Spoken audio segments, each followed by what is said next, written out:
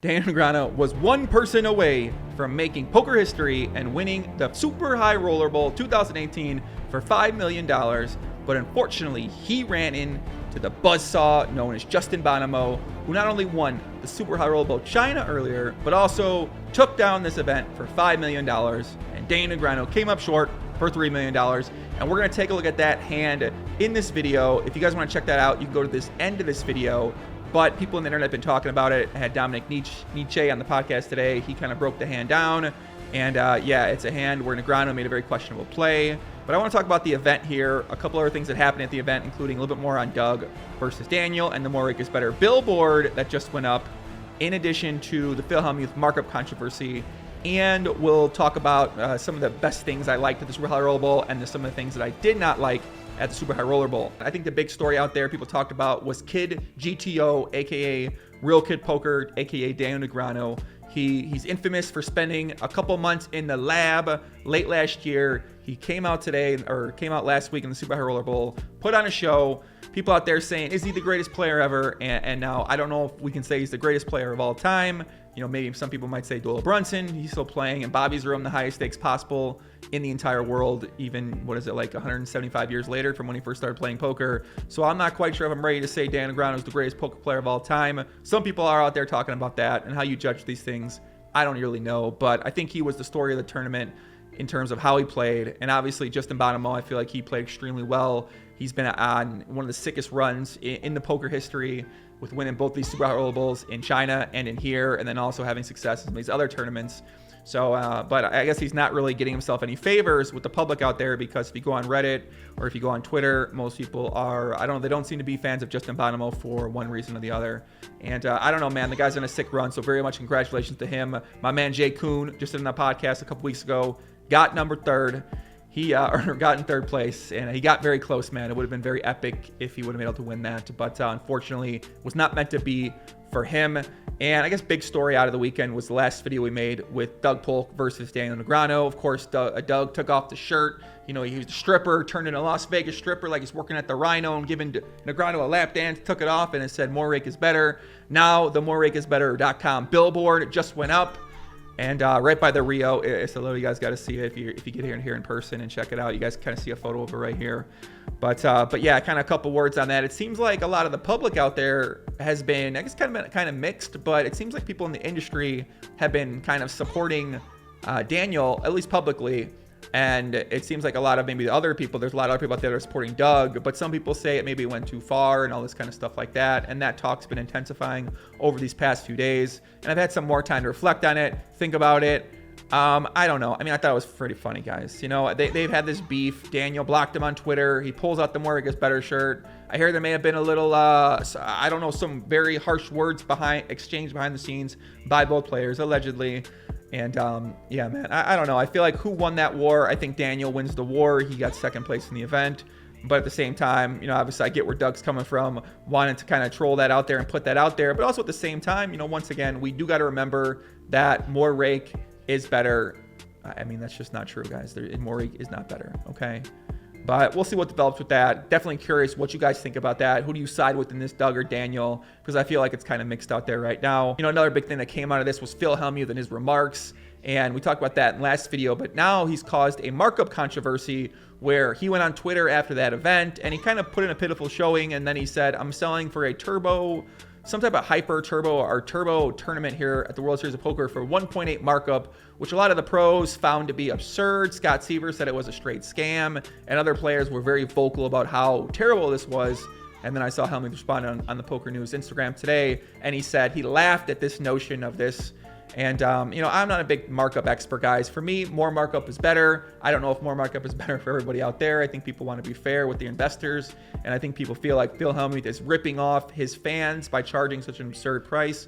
And then Phil Hellmuth feels like he's giving these people a fair price, that he's plus EV and that he's had results over the years. So it's another one of these situations in the tournament world that's, yeah, I guess, you know, these things kind of happen. And talking more about Super High Roller Bowl, and kind of my favorite things from Super High Roller Bowl this year was definitely the commentary with Nick Schulman. I feel like he continues to get better and better and better. You know, they get a little out of line. They get very sarcastic. He makes up these words like smoothie and I guess the classy fold, classy call. I don't know. He makes up kind of cool things like that. And I think it was definitely a highlight for a lot of people out there. And, you know, overall play was very high level. I took away a lot from watching the play. I did win a tournament last night at the Planet Hollywood charity tournament. Shout out to me for taking that down after watching the Super High Roller Bowl and listening to Nick Schulman. So, I mean, maybe I did learn a lot. But when I think of favorite moments from there, like things I'm going to remember the Doug versus Daniel thing. I'm going to remember maybe nothing else, to be honest with you. Maybe that last hand that I'm going to show you guys here in a second. I'll probably remember that hand because it's a pretty interesting hand. But, you know, nothing that memorable for me for the most part. I think people's kind of had a pretty positive reaction. They really enjoyed it. High-level quality content, high-level quality strategy from Nick Schulman. Some people found it a little boring because the play styles were a little bit timid. And, you know, obviously these are debatably some of the best players in the world. And, yeah, I can understand why the play style was like that, because that's how that's how poker strategies have been evolving in these past 2 years. It's kind of more of a defensive style in situations like that. And the days of Tom Dwan and Garrett Adelstein, for the most part, are kind of going by the wayside. So yeah, I'm not surprised to see that play from these guys who are top players, who are pretty much grinding or working on their game. It seems like at a very high frequency. Negreanu a little bit, you know, he mixes in hockey, mixes in some vegan meals, mixes in, you know, I don't know what else he likes to mix in doing his free time to get out of line. But yeah, you know, I don't know how hard if he is working as hard as Bonomo or Kuhn. But yeah, overall, I think the play was very high level. One of my least favorite things where I just felt like the players were not told enough about. I wanted to know more about the players. I wanted to know where they're from. I want to know who Seth Davies is. I want to know who some of these other guys are, because these are some players that are playing at an extremely high level. And the players at home, if I don't know who they are, the players at home have no fucking idea who they are. So I would have liked to have seen the players explored more with more details and more backstories, or like a 5-second video of them talking. I don't really know. There's so many hours of content to fill and time to fill that I think a much better job could have been done of that. And obviously those outer tables, we need to get some mics on there. We need to get some cameras overhead or something like that. I don't really know why that wasn't the case, why we can't see people eliminated at the outer tables, why we're just told about it. You know, why can't we see the cards of the tables? Why isn't there mics in the players? How big of a deal these things are, I don't know. I think if you want to have the highest quality production of a poker production event, I think that these are things that should be obvious. I don't know why these were implemented, but outside of that, you know, what can you guys really say about the broadcast? Extremely high level. The studio looks great. You had people walking through there with some traffic, which I thought was pretty cool too. And, you know, I don't know. I can't really complain much for them for giving the poker world this event, because they could be doing nothing, which is what, you know, a lot of other people out there are kind of doing for Poker World and for content right now, and for kind of giving back to players in a positive way. So, you know, kudos to Poker Central put on the event. And, you know, let's get in this hand, guys. Let's check it out. This is the final hand between Negreanu and Justin Bonomo. All right, guys, now we're going to take a look at the last hand here. And I'm not going to talk too much because I know some people enjoy it, but other people want me to go die, and they wonder why there's a guy in the corner in a hat who's talking. So I'm going to try not to do too much here. But this is the last hand. 80,000 blinds. Looks like Negreanu has about under 5 million in chips to start the hand. And he defends a raise with 7-8 offsuit. Justin Bonomo has pocket nines. Flop comes 9-6-7. Explosive flop. Bonomo flops that top set. Negreanu flops the middle pair with the open-end straight draw. And the fireworks do begin now. Over to Justin. As we've seen from the heads-up match thus far, how hard it is for both players to make a continue-worthy sort of holding. It's kind of our first one on any sort of big way. Middle pair, open-ended straight draws, rather big hand. Playing heads-up, no limit, and top set speaks for itself. Daniel could go a couple of ways. He'll probably go with the smooth call. He does. 500,000. No. Oh, excuse me. Smooth $500,000. Smooth $500,000, and on a board as wet as this, Bonomo might be very well served to raise, and based on sizing considerations, we'll see how Daniel continues. What a dream, by the way, when you're holding top set. Granted, it's not the nuts, but but straight in. There's a couple of hearts out there, but it's the essential nuts. I thought Daniel maybe could have just check called here.